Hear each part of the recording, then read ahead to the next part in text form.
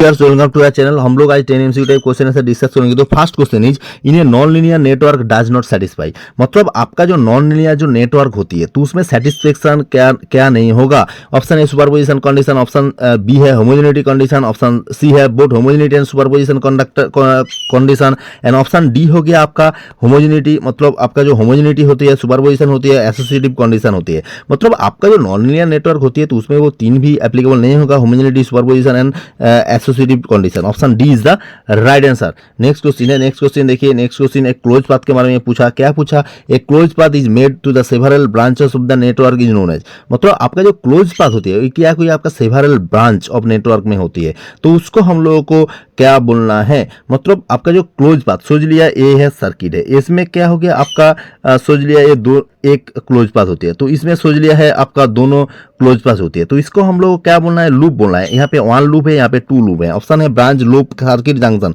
तो यहाँ पे राइट आंसर हो गया आपका loop. Option B is the right answer. Next question है, नेक्स्ट क्वेश्चन देखिए क्वेश्चन नंबर 23। यहाँ पे क्या पूछा आपका? ये network consist of linear register and ideal voltage sources if the value of the registers are double and then the voltage across the each register. मतलब यहाँ पे आपका क्या पूछा? यहाँ पे आपका जो वोल्टेज के बारे में पूछा। यहाँ पे आपका क्या किया? यहाँ पे जो आपका जो रजिस्टर हो गया वो अभी डबल हो गया, तो आपका जो वोल्टेज हो गया अक्रॉस द रजिस्टर वो वैल्यू का क्या होगा? आपका हाफ है, डबल है, इंक्रीज और 4 टाइम्स नॉट चेंजेस। मतलब आपका जो यहाँ पे जो रजिस्टर का वैल्यू भी चेंज होगा तो उसमें को वोल्टेज का वैल्यू भी आपको नहीं चेंज होगा, मतलब यहाँ पे सेम रहेगा। तो राइट आंसर हो गया नॉट चेंजेस, तो राइट आंसर हो गया option D is the right answer. Next question है, नेक्स्ट क्वेश्चन हम लोग पूछेंगे क्वेश्चन नंबर 24। तो यहाँ पे हो गया क्वेश्चन क्या हो गया? Which of the following is the active element in A circuit, मतलब आपका सोच लिया एक्टिव एलिमेंट कौन सा है। तो हम लोग को फर्स्ट जानना है वो जो which is the active element and which is the passive element. तो यहाँ पे आपका जो एक्टिव एलिमेंट होती है वो क्या होती है? आपका जो करंट सोर्स, वोल्टेज सोर्स, ये भी एक्टिव एलिमेंट होती है। और पैसिव एलिमेंट आपका क्या होती है? आपका यहाँ पे पैसिव एलिमेंट होती है आपका क्या हो गया? रेजिस्टेंस हो गया, इंडक्टेंस हो गया, कैपेसिटेंस हो गया, ये आपका हो गया पैसिव एलिमेंट।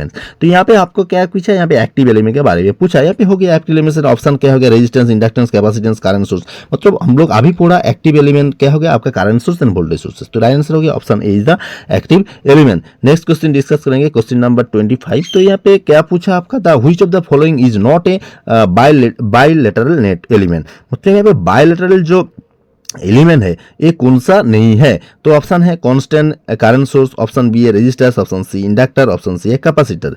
तो यहाँ पे आपका जो बायलैटरल जो एलिमेंट है यहाँ पे नहीं है, ऑप्शन है कांस्टेंट करंट सोर्सेस। तो राइट आंसर हो गया option constant current sources. Question number 26। तो 26 में क्या पूछा? The element which not capable of the delivering energy by its own are known as, मतलब यहाँ पे आपका जो क्या होती है? जो एनर्जी डिलीवर खुद से नहीं होते हैं जिसमें, तो उसको हम लोगों को क्या बोलना है? The element which are not capable to deliver the energy, मतलब डिलीवर एनर्जी जो डिलीवर खुद से नहीं कैपेबल होते उसको हम लोग क्या बोलना है? तो unilateral element, non linear element, passive element, active element. जो खुद से जो एनर्जी डिलीवर नहीं होते तो उसको हम लोग हमेशा पैसिव एलिमेंट बोलना है। तो राइट आंसर हो गया option C is the passive element. Next question है क्वेश्चन नंबर 27। तो ये क्या पूछा? the determine the polarity of the voltage drop across the resistors it's necessary to known as, मतलब आपका क्या होगा? आपका जो रेजिस्टर है, रेजिस्टर्स के एक्रोस में जो वोल्टेज ड्रॉप उसके बारे में पूछा। ऑप्शन है the value of the resistors, option B है value of the current, option D है direction of the current flowing through the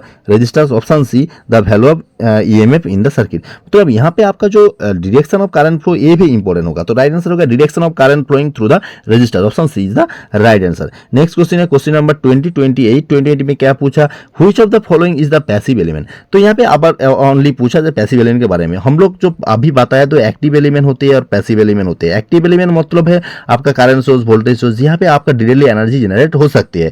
तो यहाँ पे passive element directly energy generate नहीं हो सकती है, तो इसको हम लोग को पैसिव एलिमेंट बोलना है। तो यहाँ पे आपका पैसिव एलिमेंट के बारे में पूछा, तो हम लोग यहाँ पे ऑप्शन है capacitance, ideal current source, voltage source, all of the above. तो ideal current source, voltage source ये तो एक्टिव एलिमेंट हो गया। तो यहाँ पे राइट आंसर हो गया आपका कैपेसिटेंस, रेजिस्टेंस, ये हमेशा हम लोग को पैसिव एलिमेंट होती है। तो राइट आंसर हो गया आपका 28 में ए, आपका कैपेसिटेंस। नेक्स्ट क्वेश्चन है 29 में क्या पूछा यहाँ पे, ए टर्मिनल व्हेयर 3 और more branches meet is known as. मतलब सोच लिया यहाँ पे एक टर्मिनल होती है यहाँ पे मोर देन 3, सोच लिया ए है, ए प्लेस यहाँ पे क्या हो गया आपका branch R1 R2 and R3, ये भी क्या हो गया रेजिस्टेंस, तीनों ब्रांच का रेजिस्टेंस कनेक्टेड है। तो ये टर्मिनल को हम लोग क्या बोल रहे हैं, नोड, टर्मिनस, कॉम्बिनेशनल एनोड। तो यहाँ पे हम लोग ए को हमेशा क्या बोलते हैं, नोड बोलते हैं। तो राइट आंसर हो गया आपका नोड।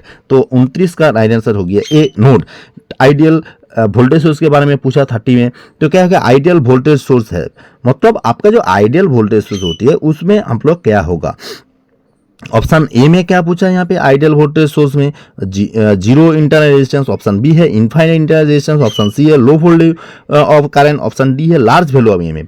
तो आपका जो आइडियल जो वोल्टेज सोर्स होती है भी, तो इसमें आपका जो रेजिस्टेंस होते हैं इंटरनल रेजिस्टेंस वो हमेशा जीरो होती है। तो राइट आंसर हो गया option A zero internal resistance. तो हम लोग 10 MCQ टाइप क्वेश्चन आंसर अभी डिस्कस किया। किसी को कुछ डाउट है, कुछ प्रॉब्लम है, जरूर हमारा कमेंट बॉक्स में कमेंट कीजिए और बेल आइकन भी प्रेस कीजिए। Thanks for watching my this video.